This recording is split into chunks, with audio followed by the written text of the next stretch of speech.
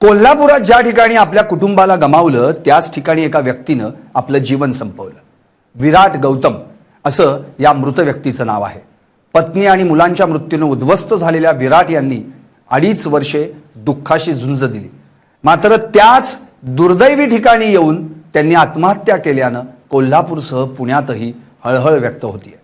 23 November 2023 रोजी गोव्याहून मुंबईकडे निघालेली खासगी बस राधानगरी रोडवरील पिरवाडी येथील धोकादायक वळणावर मध्यरात्री उलटली आणि या भीषण अपघातात पुण्यातील मांजरी बुद्रुक येथील विराट गौतम यांच्या आयुष्याचा आधारच हिरावला। पत्नी नीलू गौतम, मुलगी रिद्धिमा आणि मुलगा सार्थक यांचा जागीच मृत्यू झाला, तर विराट जखमी अवस्थेत बचावले। अपघातावेळी आपल्या मुलाला वाचवण्यासाठी त्यांनी केलेला आटोकाट प्रयत्नही निष्फळ ठरला आणि ही असह्य वेदना त्यांच्या मनात कायमची कोरली गेली। या दुर्घटनेनंतर विराट यांनी एकट्यानं आयुष्य पुढे नेण्याचा प्रयत्न केला खरा, मात्र पत्नी आणि मुलांच्या आठवणींनी त्यांना सतत पोखरत ठेवलं।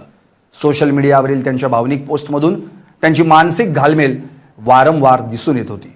माझं जग त्याच दिवशी संपलं, कसं जगतोय हेच कळत नाही, अशा शब्दात त्यांनी आपल्या वेदना व्यक्त केल्या। 2024 आणि 2025 मध्येही विराट गौतम अपघातस्थळी येऊन कुटुंबियांना श्रद्धांजली वाहत होते।